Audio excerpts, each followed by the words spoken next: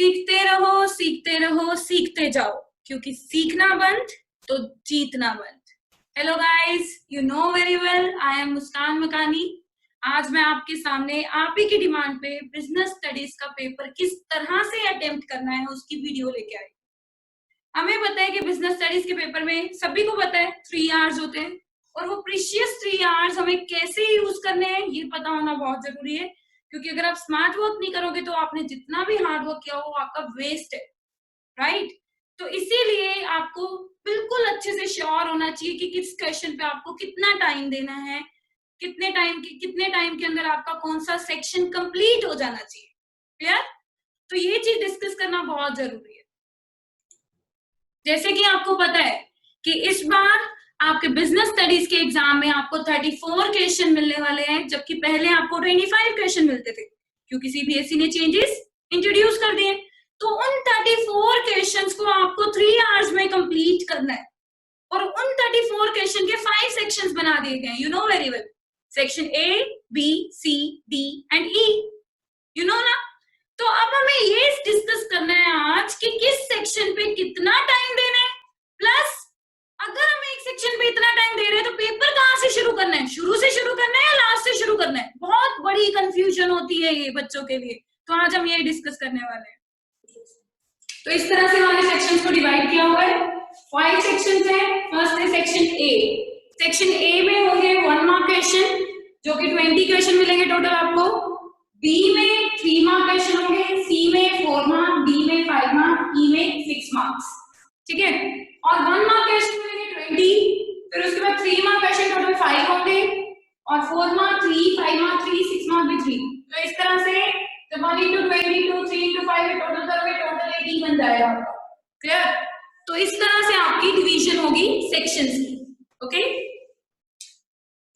तो अब अगर बात करें टाइमिंग की कि किस सेक्शन को कितना टाइम देना है, तो आपको ये देखना होगा कि आपके पास लास्ट में 15 मिनट्स बचे। किस चीज के लिए बचे?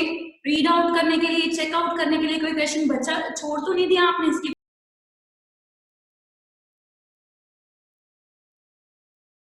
तो चलिए, अगर मैं बात करूं टाइमिंग्स की, ध्यान से सुनना सभी, बहुत जरूरी चीज है ये।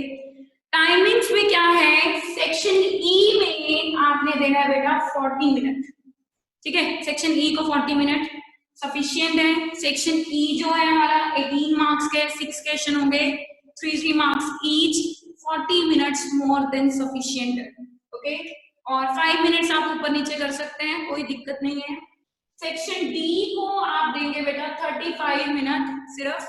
क्यों 35 मिनट? क्योंकि हमारा सेक्शन डी सिर्फ 15 मार्क्स का है, और 5 मिनट ऊपर नीचे कर देंगे क्योंकि मैंने लास्ट में मार्जिन छोड़ा है बहुत, ठीक है।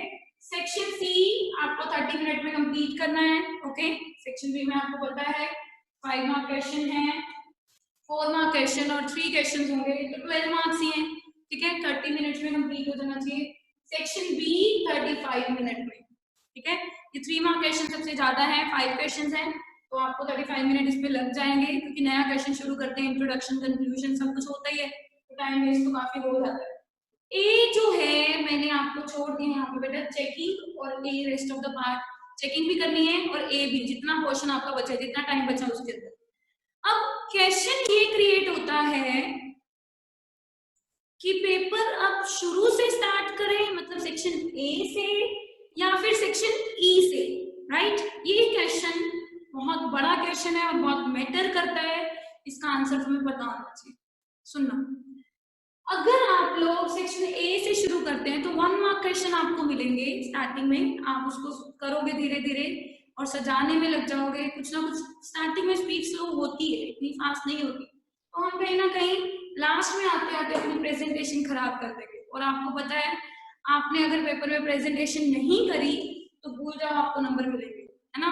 अगर 6 मार्क का क्वेश्चन है तो हाईएस्ट 5 दे के टीचर सेटिस्फाइड हो जाएगा कि हाँ हाईएस्ट ही 5 है, ठीक है।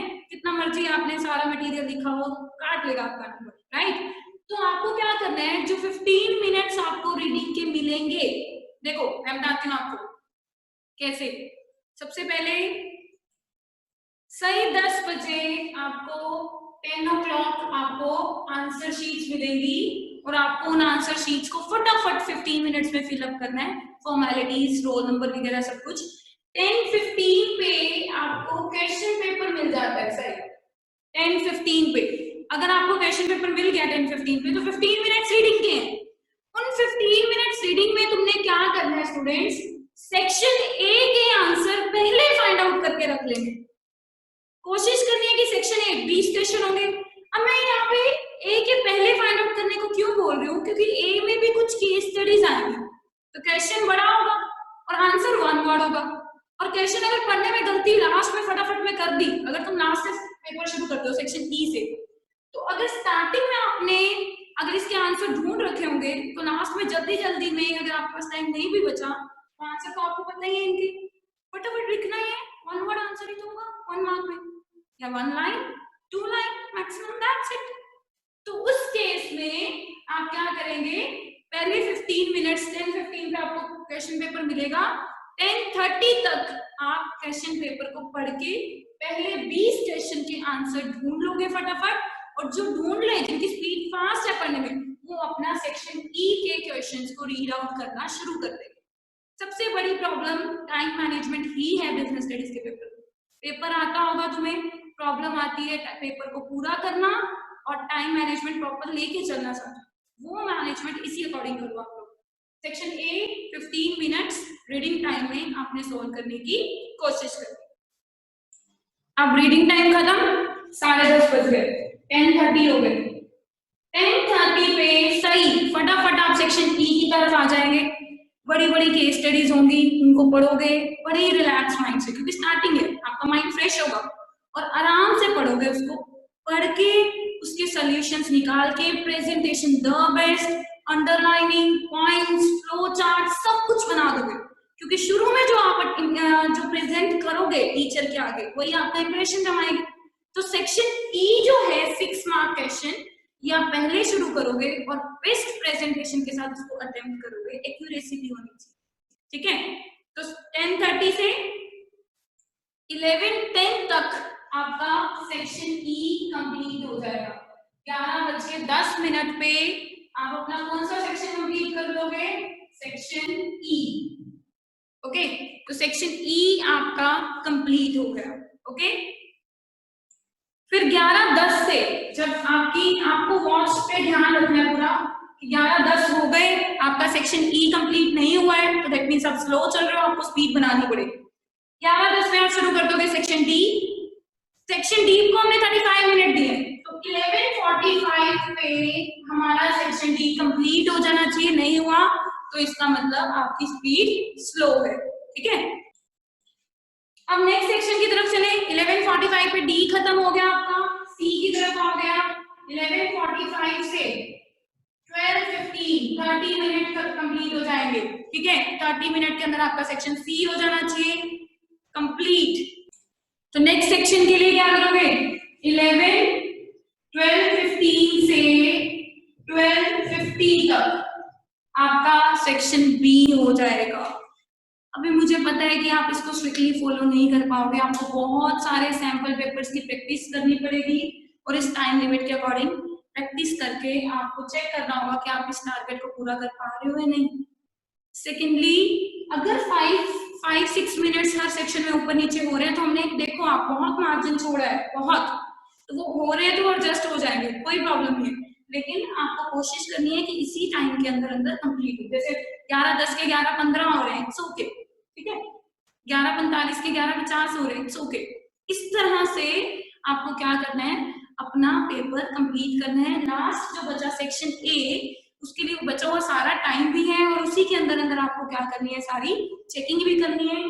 प्लस सेक्शन ए आपने रीडिंग में कर लिया था, और अगर आपको इधर टाइम लग भी रहा है तो ए रीडिंग के अंदर आपने सॉल्व कर लिया था, तो आपको सिर्फ आंसर लिखना है, तो इसमें ज्यादा टाइम नहीं लगेगा सेक्शन ए के 20 क्वेश्चन अटेम्प्ट करने में।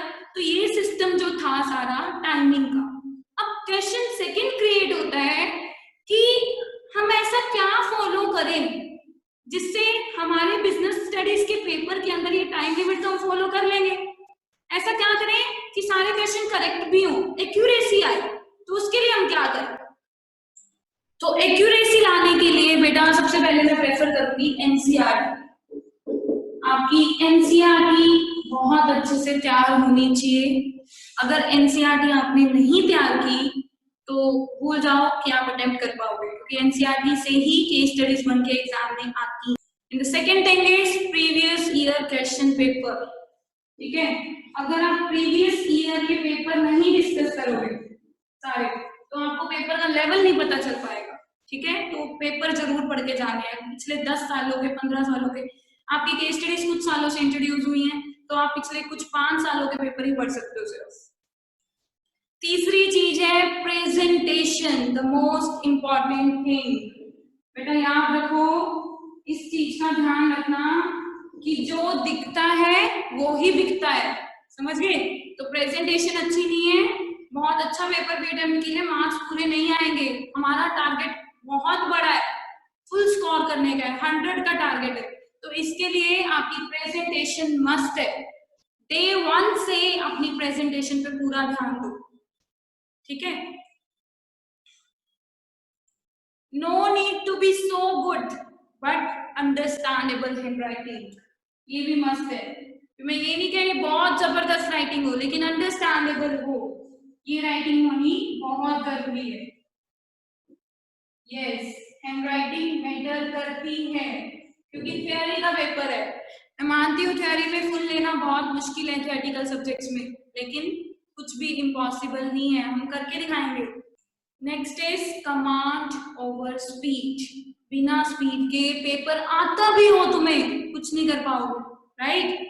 कोई फायदा ही नहीं है। तो ये याद रखना, कमांड ओवर स्पीड, स्पीड पे आपकी कमांड होनी चाहिए। क्लियर? ये बहुत जरूरी है। और तो बेटा read as many as case studies you can, जितनी हो सके ज्यादा से ज्यादा पढ़ लो केस स्टडीज, और नीचे क्वेश्चन पहले पढ़ा करो, कॉन्सेप्चुअल क्लैरिटी रखो। आपको पता होना चाहिए एक पॉइंट बहुत कंफ्यूजिंग है, सब कुछ मिक्स हो जाता है, तो आपको पता होना चाहिए एक पॉइंट दूसरे पॉइंट से कैसे डिफरेंट है। ठीक है, उसके प्रैक्टिकल एग्जाम्पल्स देखा करो।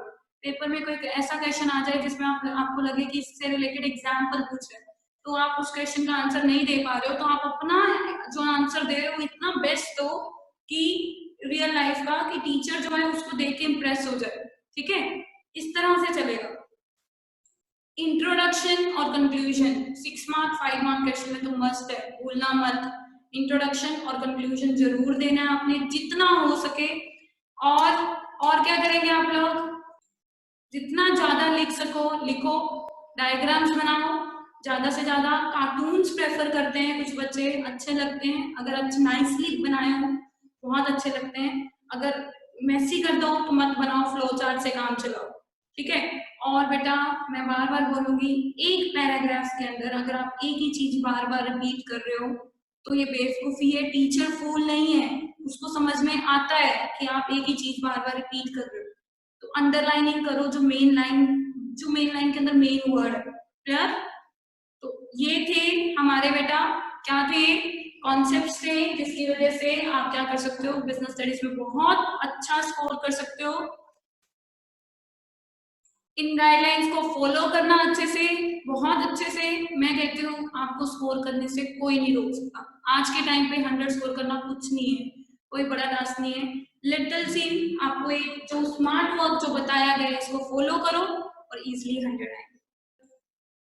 So thank you, have a nice day. Next video में मिलेंगे जरूर।